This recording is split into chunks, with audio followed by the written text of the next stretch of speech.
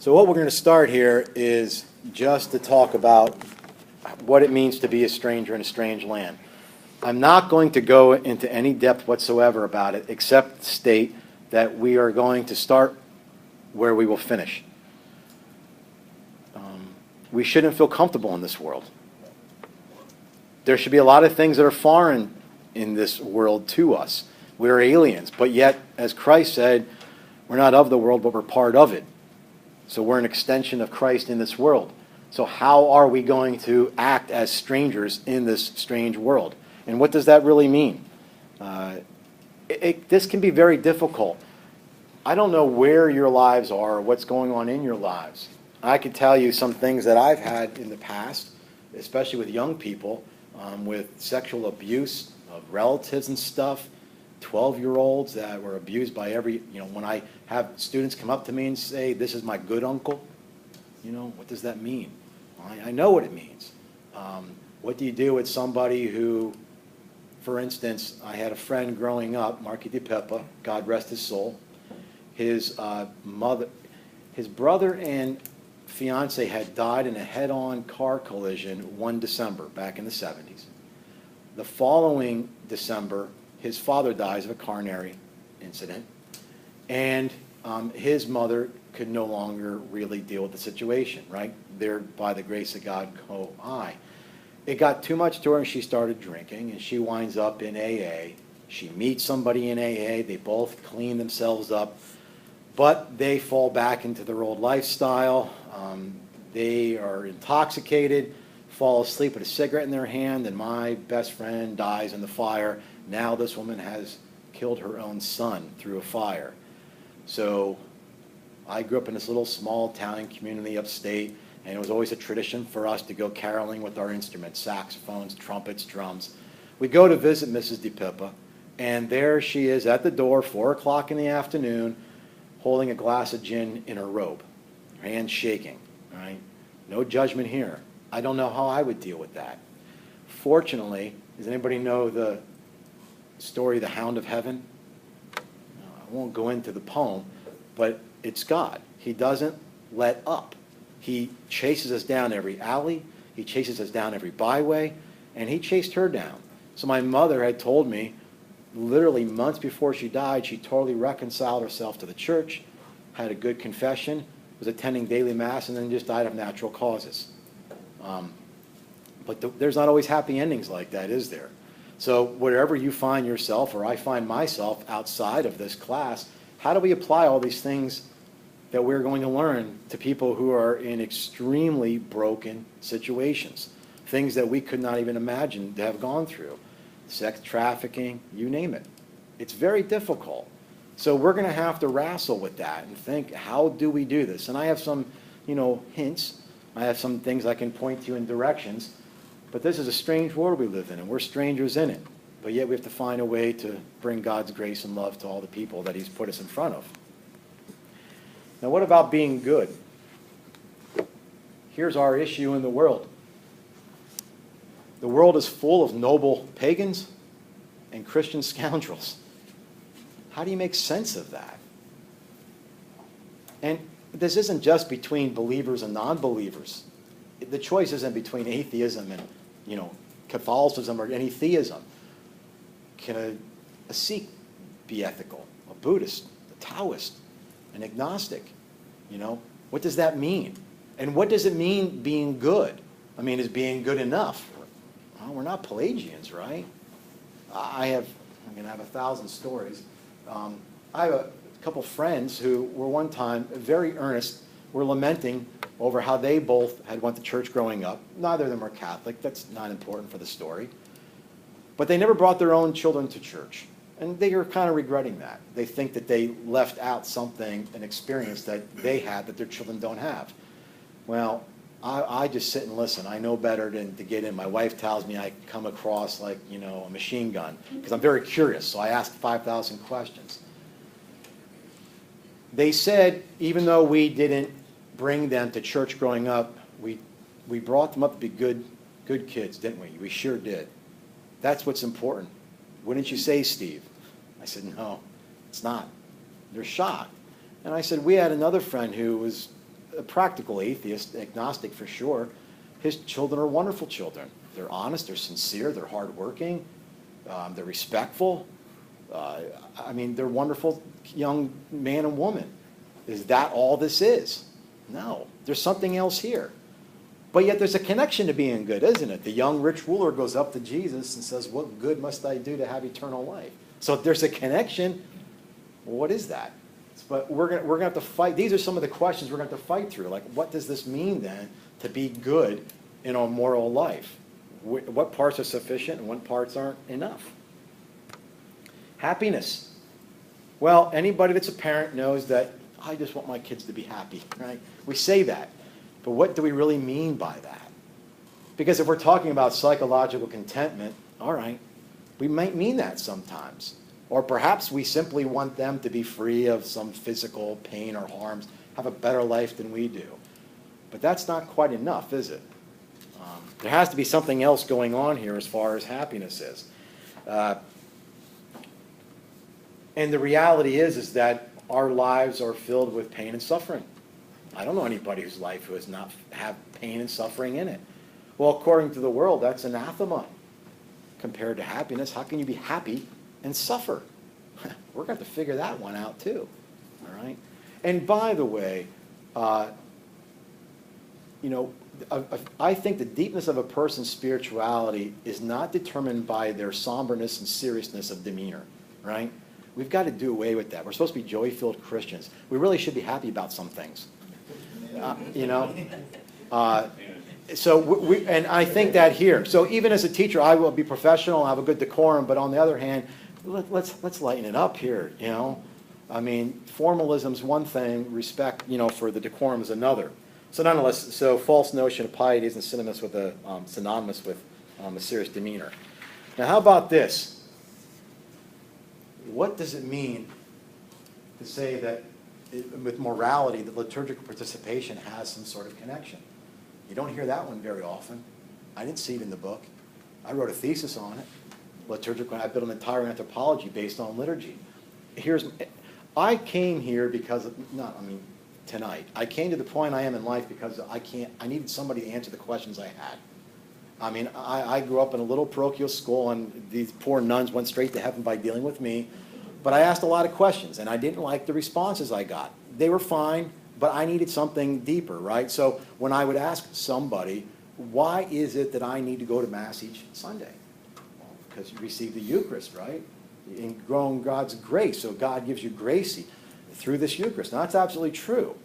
Okay, well, I'm sorry. I'm a young adolescent. I need more than that.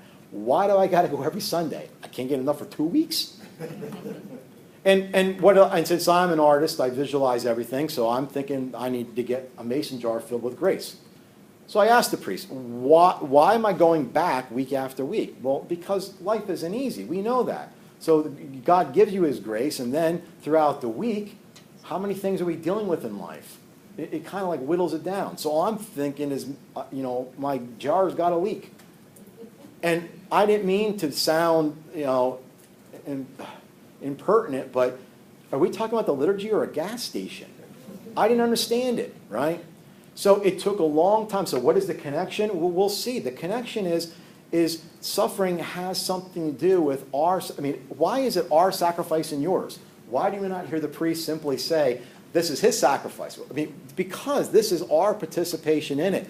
So yes, active participation has to do with being an usher and a lector and so on.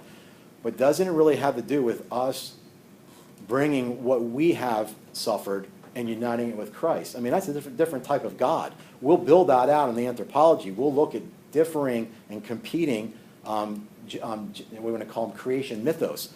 We'll look at one from Plato's Symposium. We'll look at the Enuma Elish from ancient Babylonian, and then we'll look at the ones in Genesis. And by contrasting them, we're going to see, wow, our story is pretty cool. We have a different story than other people, right? So nonetheless, we're going to have to, I'll work this out. How does liturgical celebration and participation fit into those things that we are trying to do? Okay, let's see here.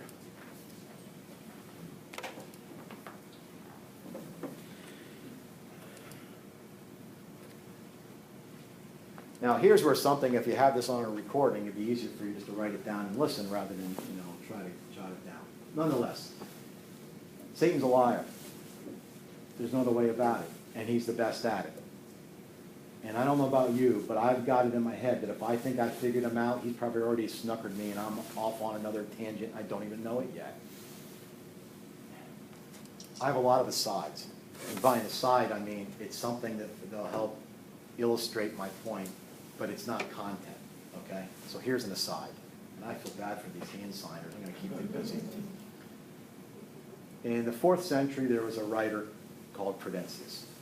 And he wrote a poem called the Psychomachia, Battle of the Souls. Excuse me. Yes. Could you spell that, please? Psycho, No, the Prudentius, the name. Prudentius, Oh, thank P-R-U-D-E-N-T-I-U-S.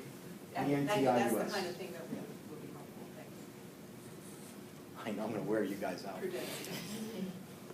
Too many big terms. Thank you. You bet. So Prudentius wrote Psychomachia, Battle of the Souls. Now, he personified the virtues and the vices that were having a battle going on. So let me just paraphrase one little battle to illustrate my point on how subtle and how conniving Satan is. And by the way, we easily talk about the spiritual dimensions of our life without feeling like we're anti-intellectuals, right? Just because we talk about demons doesn't mean that we're anti-intellectuals. We just realize there's a spiritual realm, and that's where the battle is. So the virtues and the vices, some had fallen in battle, and there they were spewing across the battlefield. And this haggard old woman, who was the personification of avarice, was going and taking the spoils off of the bodies that were laying through the battlefield. And 4 priests came out to minister to the virtues.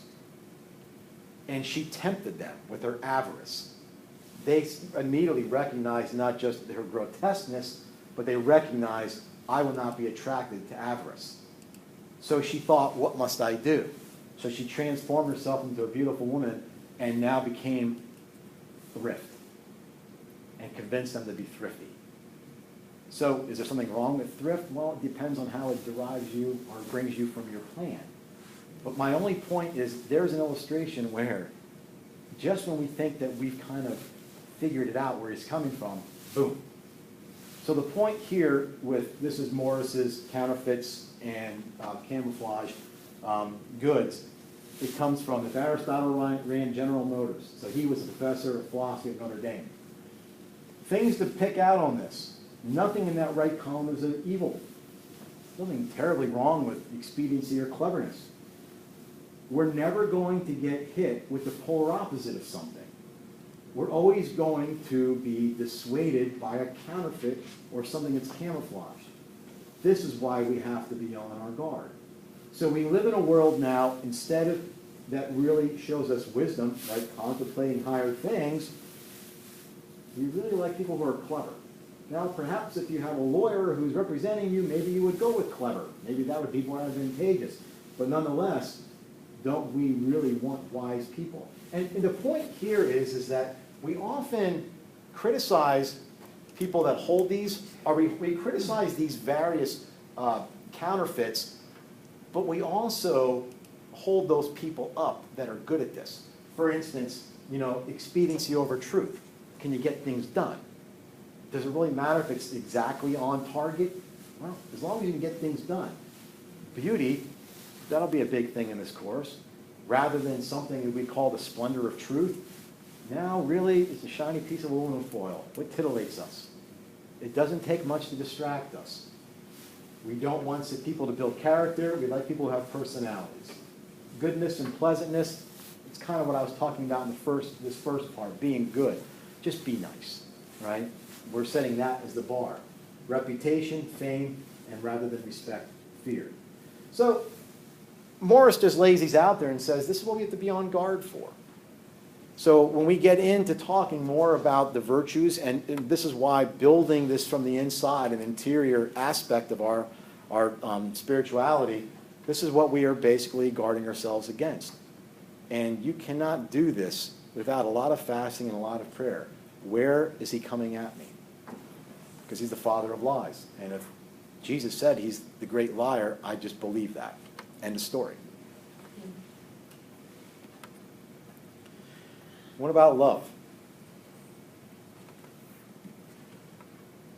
We should be radical in our lives. I've often wondered, and this is my personal little tidbit, why are people not accusing us of scandal because we are constantly amongst the tax collectors and the prostitutes, whoever those groups may be today? Transgender people?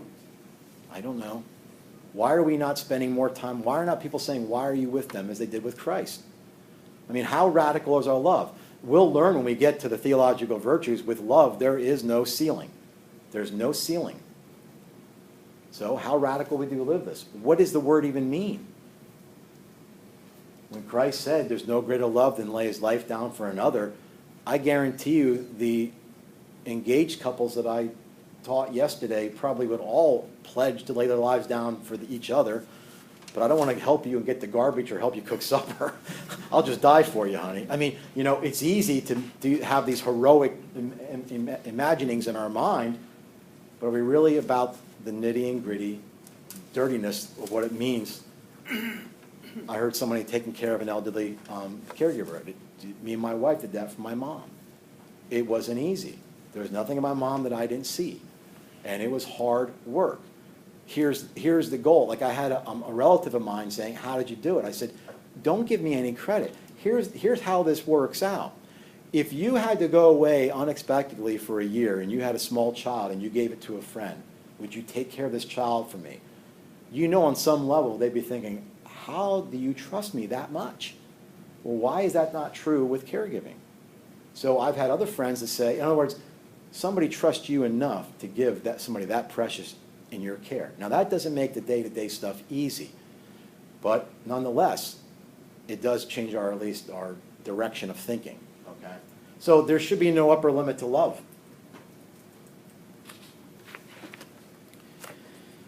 Before I get off of this, let me say, how do we communicate this to the world, right? I'm not the kind of person that gives out pamphlets. I don't think it's enough to simply say, well, I told them the truth. When I do teach these marriage prep courses, it's just in my mind, and that's why I'm thinking of it. I believe half of them are living together already. I could see the addresses.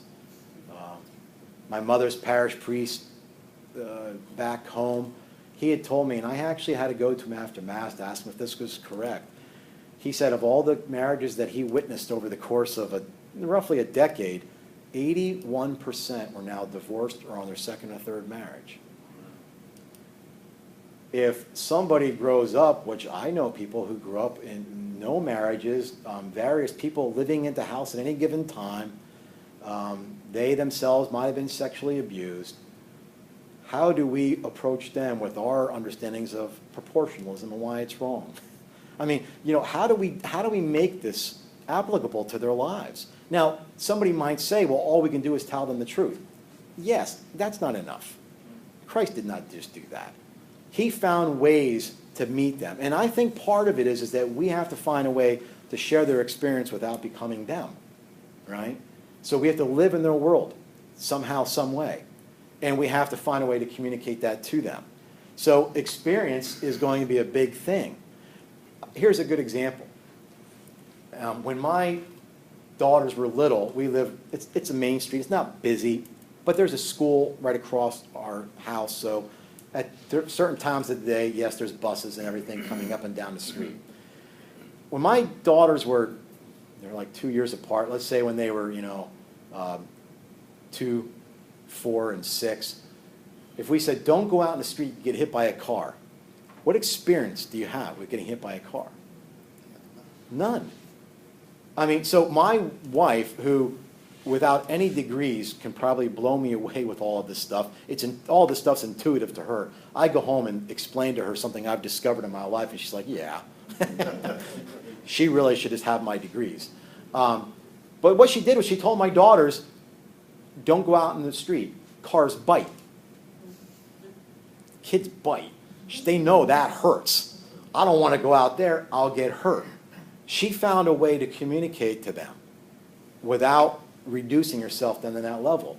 what do we do with people who, and again, I started out with a story about my friend's mom who I met at the door at 4 o'clock in the afternoon wearing a robe with a bottle of gin in her hand as it's shaking.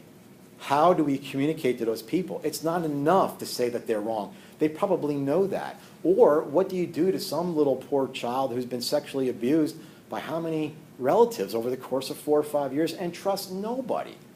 How do we get into their world? This is love. It's almost like I have to find a way to become your experience. And I have to be patient with God. I will let the hound of heaven. I told him the truth, and I'm going to let it up to God's grace and the Holy Spirit now. No, get in there. Live that life with those people for whatever amount of time that God is calling you to that.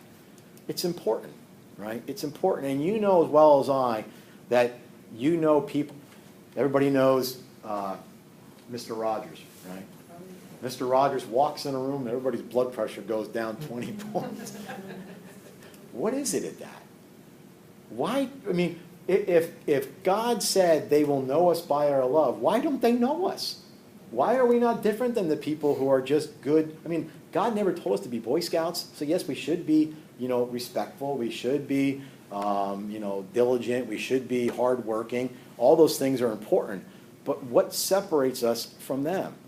I mean, the reason why more people aren't attracted to the Catholic faith is me. End of story. I really believe that. If I could only find a way to live more radically, I think something could change. Why don't we do it?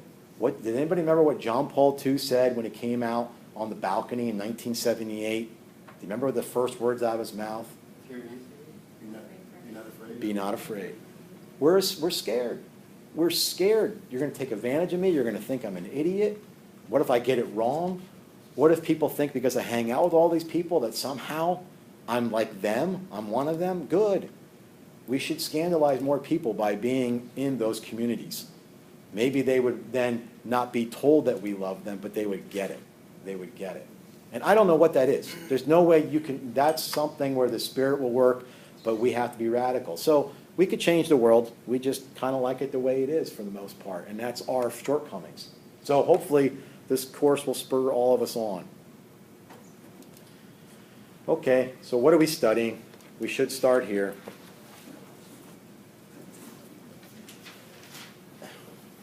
Now, this comes from the textbook, so I'm augmenting now what's there. Pincare's, he offers various definitions.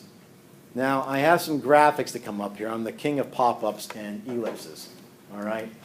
And the only reason I put the dots up there is because I don't want to put all text up there, which I've had courses like that, and all you're doing is writing, and everybody's looking, nobody's listening, everybody's writing, and you're being paid to be read to. So, or you're paying to be read to. So I leave that up there just so that that's the basic gist of what's going to be said, and we'll talk from there. So Pincare's offers various definitions. Let's look at the first one. He said one type of Christian ethics is based on obligations. Now, we are going to spend some time in the next week or two really fleshing this out. But we have these commands. We follow them very dutifully, to be honest. And that could keep us on the right track. It's not like it's not unpractical. You're following rules, but nonetheless, it's one way to do it.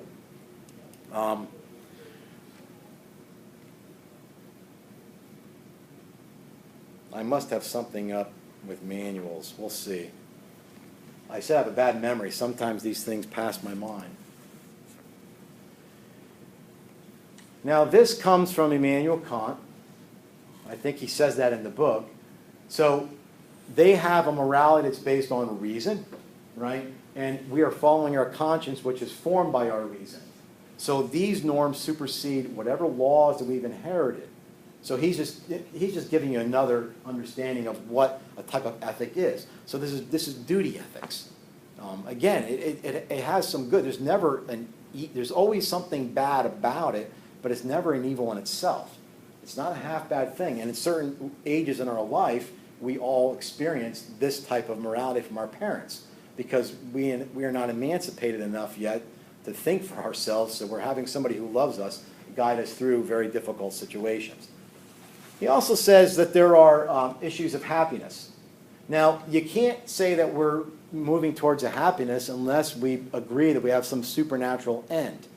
So then all our morality is based on the harmony and disharmony of how we live out things in our life as it goes towards that end. Now, happiness is a very good thing, and we'll talk about that later. But the reality is if you just keep it on an earthly level, this could be like a balance scale. Now, I don't know about you. I think I'm a decent theologian and a pretty good Catholic, and I struggle sometimes by not trying to weigh out things in my life. I mean, it's a temptation.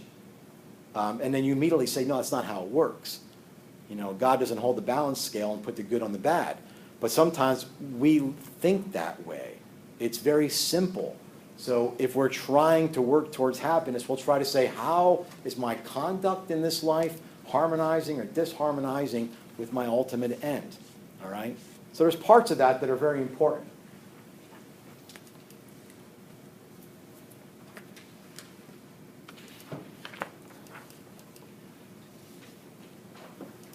Now, let's see. There's something else I'm going to tell you, and I'm sure of it.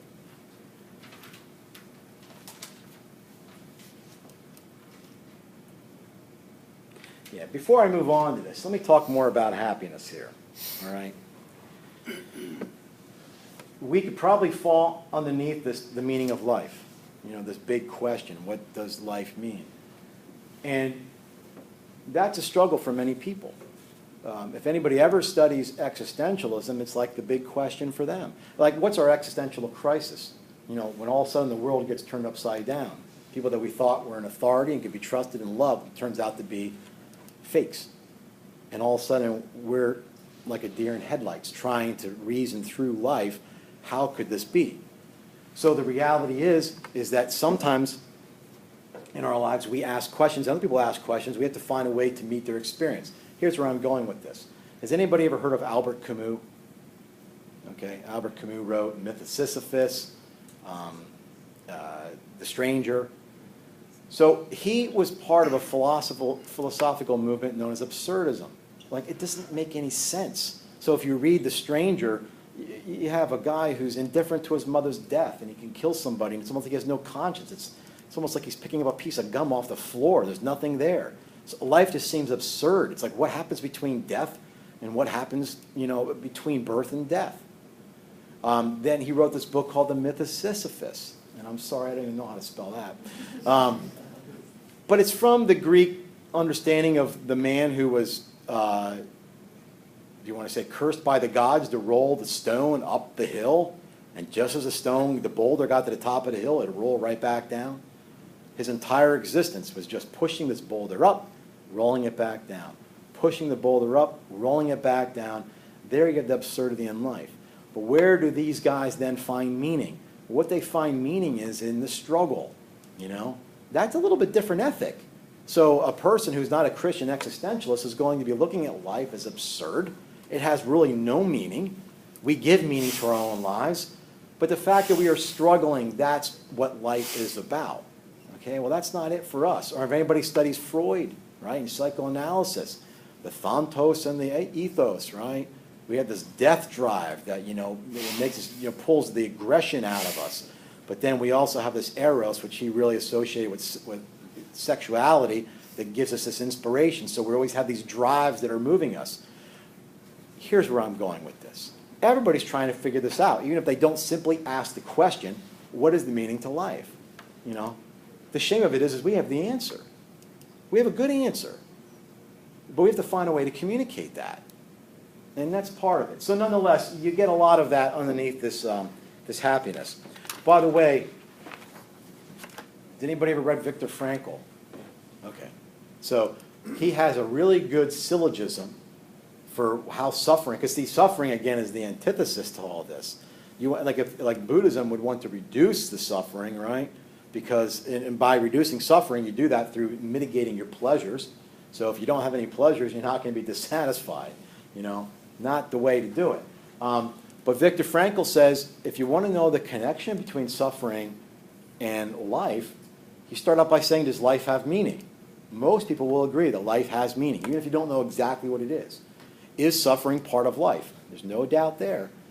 Well, if life has meaning and suffering's part of life, then suffering has meaning. We have the answer to that. It's redemptive. Outside of us and the Orthodox, there's nobody that believes that we could unite that to Christ. So all these things that are happening in our life, a friend of mine, Dr. Rhonda Chervin, you guys know her, she's been on EWTN and such, dedicated widow. She wrote a book called Kisses from the Cross. It's not an easy thing to, intellectually it's easy. These sufferings are really Christ drawing us in. If we really said what we would believe, boy, we don't have a very good sales pitch. But the reality is join us. Christ loves you so much, he's going to allow you to suffer and draw you into his passion. And you'll have a life everlasting with him.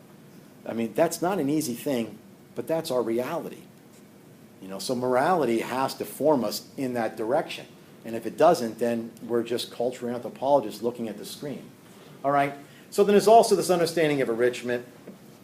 And the only thing I really want to say there is that, a philosopher that influenced John Paul II, Schleier, we would put things in hierarchical order. So we'll go after the things that are most important in our moral life first.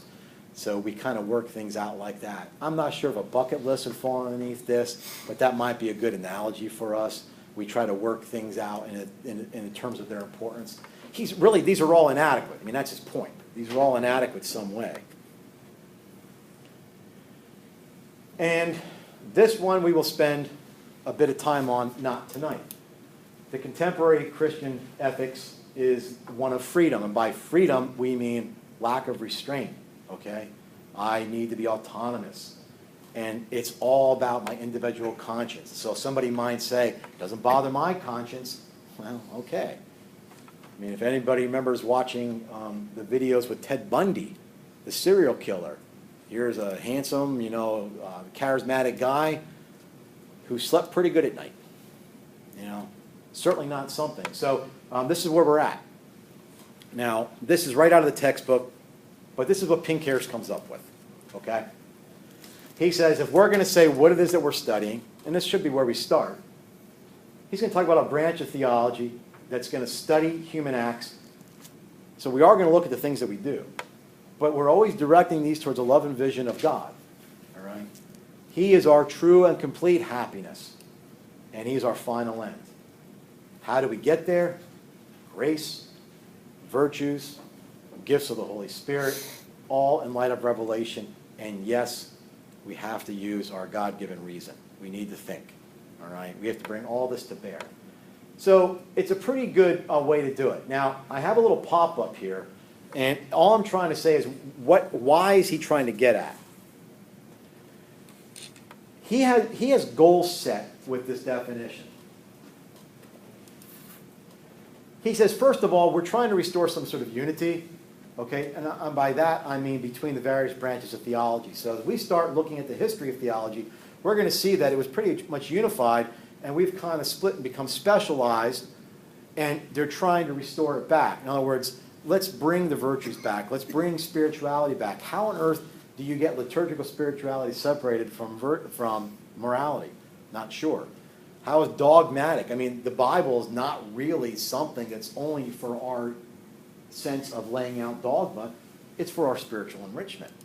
So he says his goal with this definition is to help restore a unity between all the theological branches.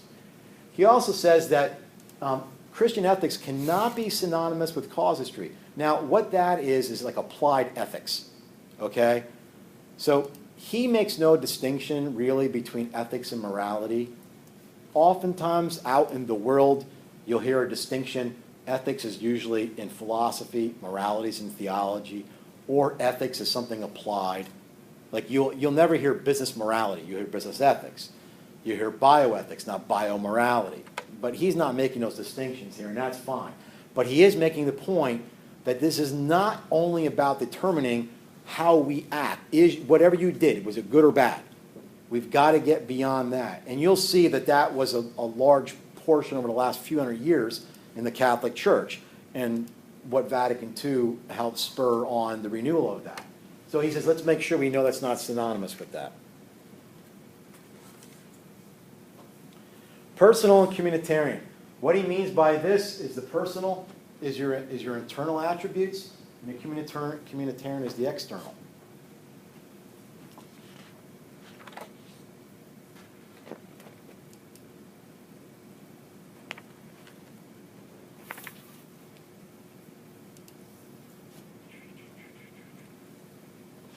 And I'm sure there was something else, but I'm sure that's the Holy Spirit editing out my thinking again. If it comes up later, fine. But I know what I wanted to say about this overall. There's no conflict between these two things, okay? So our interior transformation, what is interior and personal to us, is also communitarian. There's not like it's two separate. This will be more in context once we're looking at the history. When we get too focused on a person's personal acts, we tend to start disengaging for how things work in the community.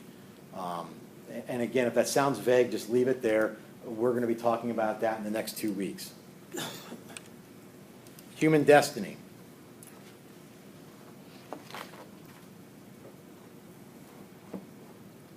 If we're not made for this world, we should not just be strangers in this world, but we should also never be satisfied in this world. Isn't that Augustine's restless until my heart rests in you?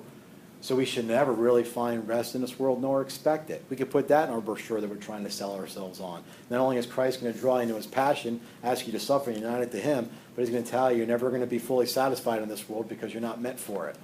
I mean, again, we don't have a really, I mean, our sales pitch has to be in love. And we'll see how charity imbues all this. But nonetheless, he's trying to say that human has a destiny. And again, this is only going to make sense when we start looking at the errors that have happened over the course of the history.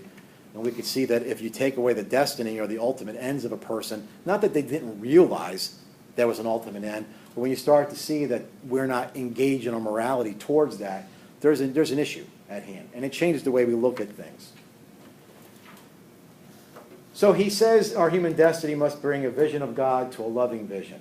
And I spelled vision wrong. Vision, right? As we move on here too, we're going to try to branch out. We will certainly be vested in the Thomistic tradition. There's no doubt of that. But we're not going to pretend that there aren't other traditions that you can at least be exposed to. I have a pretty good background in Franciscan philosophy. Franciscan philosophy, especially medieval English philosophy, is going to look not to a beatific vision, but to a loving vision of God. Is there a real difference? Well, maybe. But it could just be one of emphasis, all right? But nonetheless, we're trying, as far as Pinkers is concerned, in his definition, we're trying to bring our human destiny from this vision of God to a loving vision, all right? So we have to be moved by the Creator.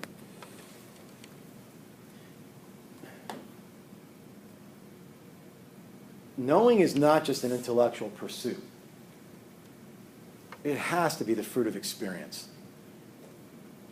I'm not picking on the IT guy here, but you know when you call IT sometimes, you think you're talking to the lowest level person with index cards, and they're asking you basic stuff, and you're like, I already know that, okay? I need the next tier. Well, when we talk about casuistry, and we talk about how do we determine what is good or bad in a particular act, there were manuals, and we're going to go over this at length. There were manuals that were developed because, one, priests were not trained that well. They had to administer confession mercifully in the sacrament. So they had manuals available to them, but they were almost the equivalent of index cards. If this has happened, this is what we would say. So morality really got pulled down into this reaction to sin and obligation. We'll see that later. But what it didn't get was an understanding of that. Like, again, how do we share the experience with them? And I think, I thought I had an example on that, but the Holy Spirit's really editing me out tonight. Let's see. Well, maybe the cars bite. This might, you know what, this might actually come back to our understanding of evangelization. If we could find ways to bring people into experience and share the experience, it's not just about having them know the truth, right? Because that's just an intellectual assent. How do we get them to experience it? without reducing it down to feelings. Feelings, because the passions and feelings are such an important part of us as a human person, we can never discount them. So that's why, the beauty of liturgy and music and everything else is so touching to us. But if you reduce it down to the experience, right, so not to make fun, but if you have some of these Walmart-type churches where they have screens, there's praise bands, they may not even have a minister there because it might be a remote building. They might have what they call a facilitator.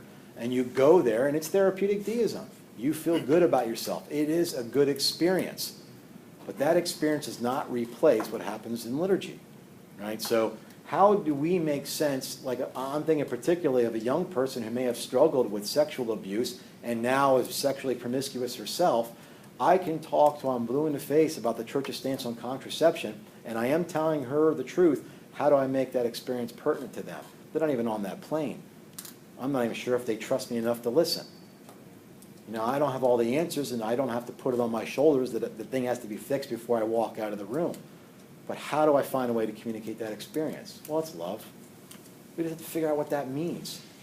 How can I particularly love this person? So we're going to have to find ways with our morality that we go beyond knowing and that we share the fruits of our experience with them. And I really think it's embedding ourselves in their communities.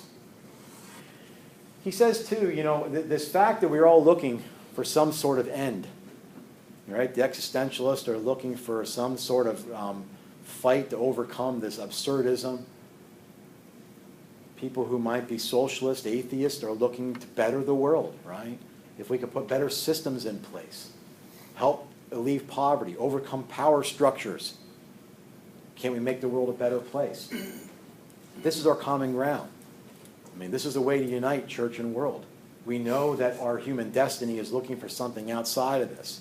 We just have to be able to way to communicate that. This is always a struggle for me. I have friends who are Marxist atheists in the real sense of the word. And to be honest, some of the most gentle, kindest people I've met. And I hate to say it, better Christians than some Christians I know. I'm not trying to be judgmental. Maybe they say that about me. How do you make sense of that? That's like an existential moment for me. But I do know that rather than looking at them as something that's competing with my faith, I look at that as its common ground. In other words, it's almost like, and this is really interesting, we'll talk about this in 2 weeks when I introduce you to some contemporary trends. There's a trend of Christianity without Christianity. In other words, a lot of neo-Marxism would see Christianity as the absolute necessity for what's coming next. So they adopt much of what we say, even some of the language, but no Christ. So it's the headless Christ. Now, maybe that would really tick somebody off and they want nothing to do with them. I'm attracted to them. What have they locked into with their natural revelation, which they have, or it's written on their hearts, and it needs to be connected and experienced to Christ? And how do you say that coming across? Well, you embed yourself, not as some undercover agent, right? As a loving friend, because everybody, especially young people, can ferret out hypocrisy pretty quick. They're very good at that. They know when we're genuine or not. So, be with them. If it scandalizes somebody, so be it. These are good people, and I'm just trying to, teach them that everything that they are after is really found in Christ and only Him alone. Again, you can't do this from the outside, or you're a cultural anthropologist. Okay. Destiny is not completion. So the fact that we have a human destiny. Billy said, I'm sorry, just on that point, when you were just talking about the last thing, it made me think of Joel Osteen. Some people have told me when they hear him or they listen to his reportings, he really says things that are so good, but he leaves out the suffering part. Joel Osteen does. Yes. Yep, I know who that is. I think you're right, Billy. I don't know who the guy is, but I can't sleep some nights and I turn on and there's some guy that'll give you free miracle healing water. He has a Popoc or something. It's a different name, and then they have people saying, "Well, I got this water and I drank it or did something with it." Then I get $600,000 in the mail or something like that. Here's the reality, and now that you say that, Billy, you remind me of something. See, the Spirit weeded me out, but he brought me back with you.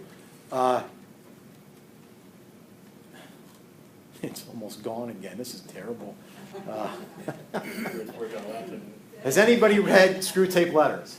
Yeah. C.S. Lewis. All right. So the basic theme of the book is you have Screw Tape, who's the senior devil, who's instructing his nephew Wormwood on how to get these people to do what you want them to do without them knowing that they are doing it, right? And there's parts of it about church, you know. Let them go to, don't stop them from going to church. He says, what's wrong with you, Wormwood? No, make them go and pick the church they want to go to. He says, that way they'll think it's their choice, and we'll dissuade them that way. But there's a part that he talks about with prosperity. And this is, you know, when you get the prosperity, wealth, and health gospel, that God has blessed me so much, you know, these people would say. He says, prosperity knits a man to the world. They think they are finding their place in the world, but the world has found their place in them. That's interesting. You know, they get you. When I do sexuality, some of you guys are probably going to think that I'm a right winger and I should be on, you know, the O'Reilly Factor. Is he not on anymore? But you know, Fox News. And when I do social justice, I swear some of you will think I'm a communist. I taught adults before, and I literally heard them, you know, discussing, two lawyers. He's absolutely a socialist. I'm even thinking he might be part communist. And I thought, well, I must be doing okay if they don't know where my camp is, okay? But the reality is, and this is just an off-the-cuff thought right now, blessed are the poor in spirit. Don't we love that in the spirit part? Because that qualifies something. We don't like it in Luke. If you read it in Luke, there is no in the spirit. It's blessed are the poor. And if you're not quite sure he's talking about the financial poor, the antithesis comes next. Woe to you who are rich. Now, I don't know. It's easier for a camel to go past the eye of the needle than it is for a rich man to go to heaven. I mean, we're sure that's not us, right? It's the guy down at the end of the block with, you know, 2 more bathrooms than me. I mean, we always think in those terms. But I do think this is radical. And this is just, you know, a Boynoism. This has nothing to do. But wouldn't it be nice if all of us, and I'm not just talking the institutional church, I'm talking all of us, had no money to lose and nobody to schmooze. We would be pure Christians. People would take us on our own. So, I don't know. I mean, you have to live your life the way that you see fit. Over the course of this, especially when we get into social justice, I'll tell you how I live, not to pat myself on the shoulder, but just to say that, you know, this is how we try to do it. And I'm the first person to say that I give out of my excess. Even if I don't have a lot, I give out of my excess, and that's a shame. That's an indictment against me. But nonetheless, no destiny is going to be completed in this world. We're restless, okay? Last but not least, he says we cannot discount the role of grace. And you've already had courses on grace or will have courses on grace from a very competent instructor. But we know this is life in Christ. This is being drawn into him, right? So deification, even if that is an understanding that's maybe more orthodox, big O, there's nothing foreign to it from a Roman Catholic point of view. We are to be made like him. That is what grace is. He's drawing us towards himself. If we found better ways, I do ecumenical work. I'm in a Redemptorist parish, and I don't know if they just don't want to go, so they send me to meet all the Protestant ministers. And sometimes we have good discussions, sometimes not. I shocked a couple by saying that nobody here should have a problem with purgatory. Well, okay. A few of them had a problem, and they started telling me right off the bat. But the reality is that we know that you have to be holy to be in his presence. And we all hope to be in his presence, and we're not going to be in his presence unless we are entirely holy. We're not holy here. When does that happen? Whenever it happens, purgatory. But that's, I mean, in a nutshell, I mean, we find ways to communicate this, right? Now, we'll talk more about that another time. Okay. I think one more slide.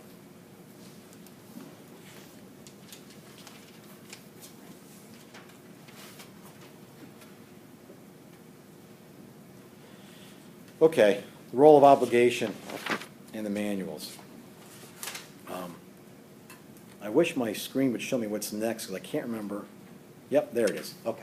Don't write this down. If it's not in the book, it's there. But now, for like 300 years, again, we had these manuals that were available to the priests so that they can, they were practical. They were supposed to be practical, pedagogical.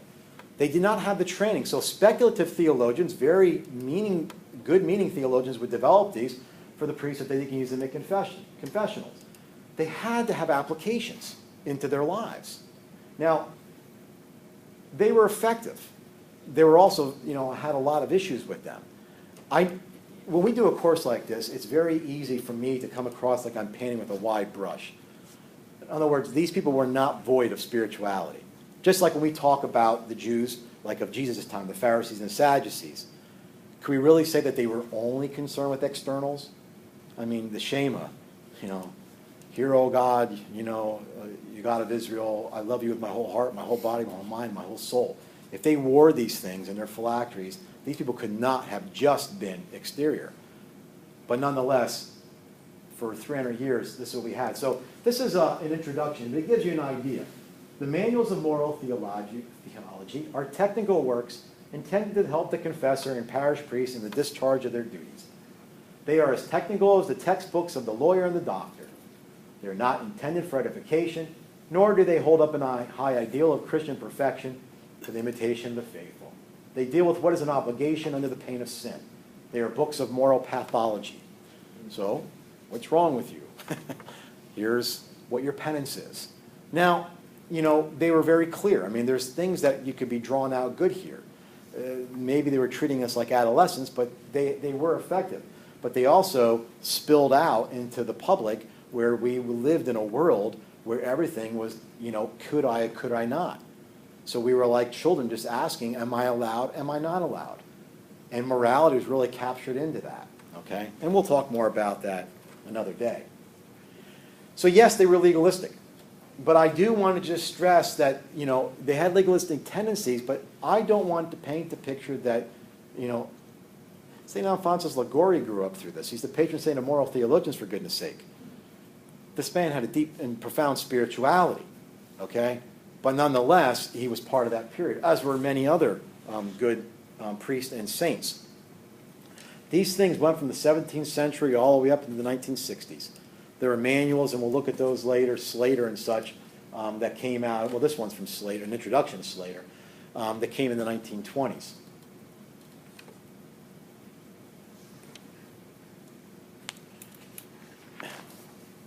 Again, legalistic, but it was so focused on sin. So if anybody has any spiritual direction, I'm sure you guys that are in the diaconate, if you haven't already, you will. I had a friend who was a spiritual director who herself went to another person, and this was just her opinion, so it's not trying to make a wider point, but she stopped going to a priest as a spiritual director only because she said everything got focused on the sacrament of confession. And she felt like she was devolving back into a moral pathology. She wasn't, what about other aspects of virtue and happiness and things, my final ends, and the gifts of the Holy Spirit? Why are we focusing so much on the struggles of my sin, which are an important part of our spiritual life, right? So if these things were all bad, we'd have no way to explain the centuries of existence. I mean, the church did not simply step off the planet for 300 years, all right? Everything falls into a time period, and there's always affected by the things that are going on in the world. We'll look a little bit, but if you know anything about, the 15th and 16th centuries, from the Reformation, the Renaissance, everything that's going on, a lot of changes that were going on in the world. We're not in a bubble. All these things affect us, whether we believe it or not, or realize it or not, whether we know how they affect us or not, okay? So even though they focused on obligations and such, they still have their point. So here are some of the things that Pinckaers, it's right out of the textbook, that he offers that could explain their centuries of existence, right? They're clear. I mean, like a child, we're being told what we need to know, and only what we need to know. So you can preserve the faith. Now, if we know anything about post-Tridentine theology, we know that why is it that Protestantism has such inroads into the Roman Catholic world and not the Orthodox world? Simple, because the Orthodox were national churches.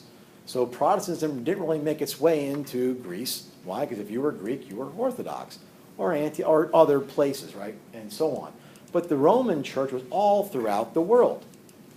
So how do you unify this when it's being besieged by various doctrines and such that are in error? Even if there were some, like again, the 99 Thesis, many of those things are no problems with the Roman Catholic Church. There were some real errors there, all right? But there were other things that were added that were clearly counter to what we understand has been handed on to us as a tradition. So who knows? Maybe they're just battening down in the hatches. Maybe they're saying we need to give them clear, simple, decisive thought. Again, there's no internet. How do you communicate across, everywhere the Roman Church was in that period? Must have been tough. All the speculative theology, all the dogmatic theology, and the spirituality, right? It was being applied. I mean, the people who put these manuals together were deep spiritual people. But they were trying to help the parish priest be merciful in the confessional and help them with these matters of conscience, that people would go in. I mean, that's not a half bad thing. It's just that you don't always know what's going to come out of this, right? And it could easily respond to criticism. I'm not going to show you manuals. I'm not going to go through them. But nonetheless.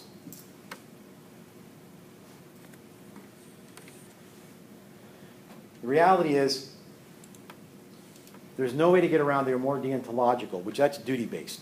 What must I do? Aquinas offered a much more teleological, end-oriented attitude. How do the gifts of the Holy Spirit, how do virtues, how does grace work into this towards our final beatitude? These were much more deontological. Now, depending on your age, you might have grown up in this. I grew up in the Northeast. We were kind of, even though they were a little sheltered. It was a little Italian community. These 3 streets were Italian. This street was Russian. These were Greek. This section was the Slovaks. This was the black section. This was our little neighborhood, right? And everybody knew everything that went on. I remember my mother threatening if I did something wrong, she would tell Memorella. Oh my God, don't tell the priest. If I told my kids today, when they were young, I'm going to tell the priest, they'd look at me like, so? That type of thing. So, maybe it's a simpler world, but it has issues with our moral theology. And the reason why we're spending a little bit of time on this is because we're going to see how we pulled out of this. What was missing, what was there in the beginning that was kind of taken away, and then what was brought back, and how do we integrate this then into our lives? So you can't be a moral theologian without understanding the dogmatic underpinnings, nor the spirituality, or the gifts of the Holy Spirit, or grace. All this stuff is coming back together. The Eastern churches, especially the Orthodox churches, always kind of thought it was odd. I know that a few priest friends I have, how can you be a moral theologian? I mean, to them, it's just you're a theologian. Why would you specify? That's just how we do it in the West. We like explaining things. I have a friend who was born and raised a Jew. He was contemplating becoming either Roman Catholic or Orthodox. As far as I know, he never became either. But he told me he likes the Catholics because you at least try to explain everything. He says those Orthodox, everything's a mystery, right? But there's something good to that too, because they're leaving certain things that cannot be explained in the realm of God. It's our Western way. We just like explaining stuff. It's the way we do it. Oh, see, I lied. There is a slide. Let's get it done so we can go home.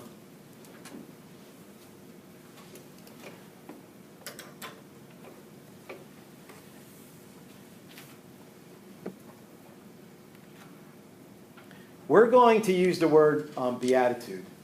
Even like in Aristotle's Nicomachean Ethics, when he talks about happiness as an end, you don't need to know this, but in the Greek, eudaimonia, so this is eudaimonic,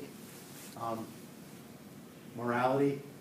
A lot of modern translators are starting to use the word beatitude and not happiness, because happiness is a little subjective, right? Happiness is unqualified if we don't know what makes you happy and what makes me happy. lasagna and garlic bread make me happy. That may not make you happy, all right? That's not the happy. Does that make you happy too? Yeah. So, and by the way, on a temporal level, remember, suffering is an antithesis to this.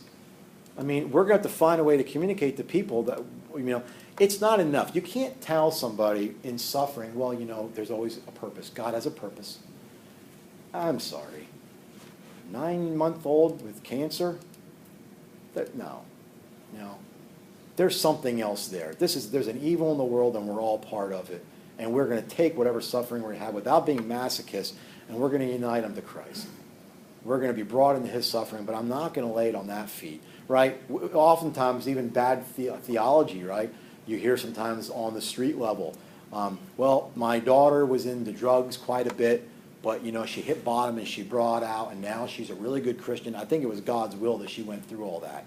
It was God's will that your daughter did drugs. I don't think I'm ready to lay that one out, all right? What does God have to do with this? God can make anything, and he can take anything and bring the good out of it. So that's a different story than saying that, we're going to pin that one on God. So we have to watch, we'll use the word beatitude more here as opposed to just the word happiness. But genuine happiness is biblical and it's ancient.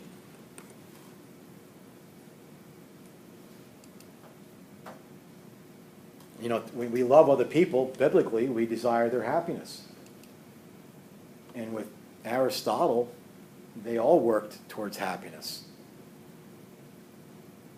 It's half the time we wish we could get the modern world just to understand what the ancient pagans thought. That would be a nice start. The Catholic Church is great. If anybody's a Star Trek fan, anybody here a Star Trek fan? The Borg? Oh, yeah. Okay, the Borg go around and they absorb the best of all other cultures, whatever their technology is. I've always thought that's the Catholic Church. Whatever truth we find anywhere, we love it. We'll take it, that's ours. And we baptize it, we Christianize it, and we say, now we're going to bring it to a different level. We're going to crystallize it. That's what they did with this. Now, certain Protestant theologies have a problem with the Catholic Church being rather tied into pagan theology. Pagan philosophy. But the reality is we believe in natural revelation. These people are responding to what's in their heart. All we're telling them is where it came from. Okay? That type of thing.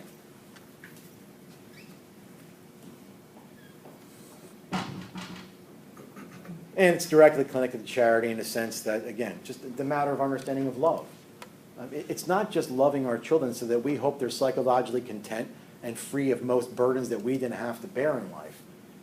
It really comes down to, do we want them to be directed towards a loving vision of God? If that's the absolute connection, that is love. Everything will be oriented towards that. And we try to live out our lives the best we can. Sometimes, and I tell the engaged couple, sometimes that means you turning down a promotion. Does the family come first? If you need the money and it's good and you're prayerful, fine. But if it's just a matter of living larger, maybe it's just God, it's Satan knitting you more to the world. It's hard. The problem is, especially the young high school kids when I taught there, why is there so much problems with being rich? It's because there's nothing wrong with money per se. How do you walk backwards? The people who have given up everything financially to become Christians, we call them saints. Drexel, these type of people who have given up fortunes.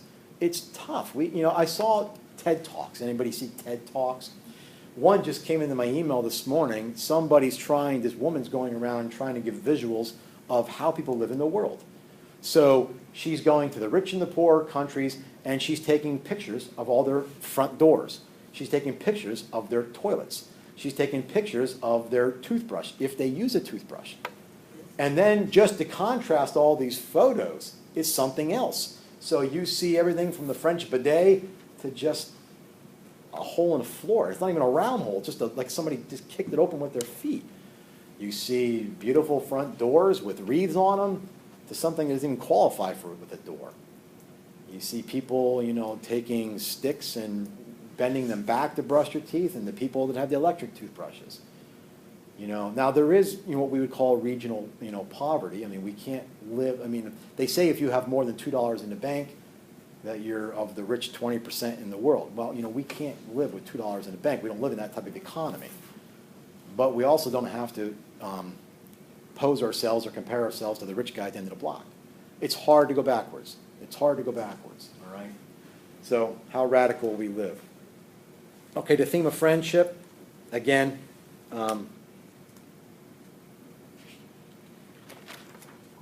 this is something that's connected back from the ancients. Let's see. The problem is if we came off of a 300-year hiatus where we were only looking towards obligations, how do you oblige somebody to be a friend? I mean, that pretty much obliterates the idea of friendship the minute you're talking about we are obliged towards them. So obligation, again, maybe it help with clarity, maybe it help unify us, but it's also going to have its downsides here. On the other flip of the coin, friendship is a concrete form of charity. We always know who our friends are when things get tough, don't we?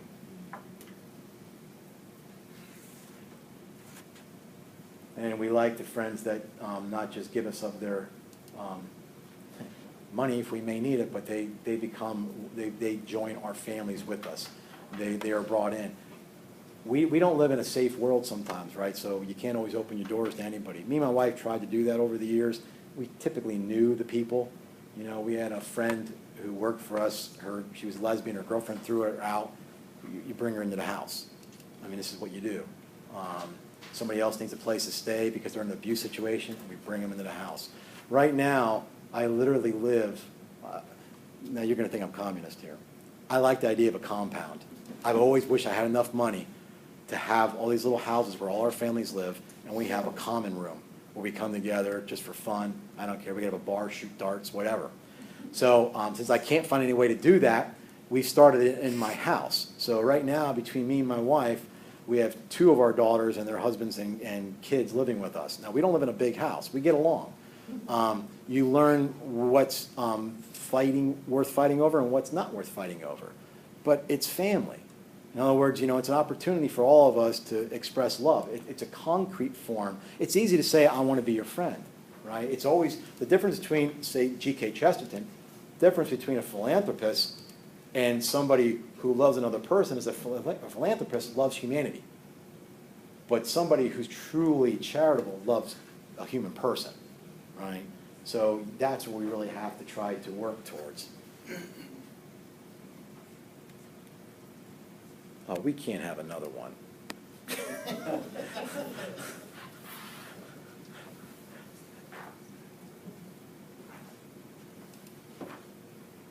I'm going to have to look at my notes better. Let me just talk about it. We're starting out with beauty. I told you we're going to get out 15 minutes late, and I lied. Beauty's in the eye of the beholder, we're told. Is it? I don't know. You guys will read C.S. Lewis's The Abolition of Man, the first 4 pages. You'll see in there, is a waterfall beautiful? Or do you just say it's beautiful? My wife calls people beautiful souls. I think that's pretty good. Because beauty radiates from the inside of the person, right? Obligation will strip beauty of whatever goodness it has. You guys heard, they call them the transcendentals, beauty, truth, and goodness. Right? It's known as the epistemological ladder. Epistemology is how you know something. So we know truth through beauty. We know goodness through truth. Beauty, truth, goodness. If we could screw up their understanding of beauty, we've kind of taken the rungs off the bottom part of the ladder. So I'm an artist.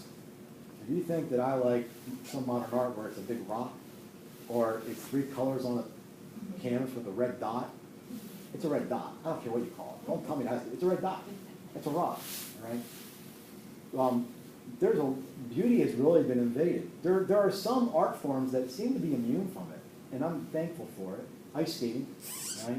Like that Geico commercial where the sumo wrestler was out ice skating. It wouldn't make any sense if we weren't repulsed by it. I love watching like girls gymnastics like during the Olympics. It's like poetic form, right? We would never accept anything less than that because we know that that's beautiful. And whether you like, classical music or not, you're still impressed by its beauty. So we're going to have to talk about what's the role between beauty and morality.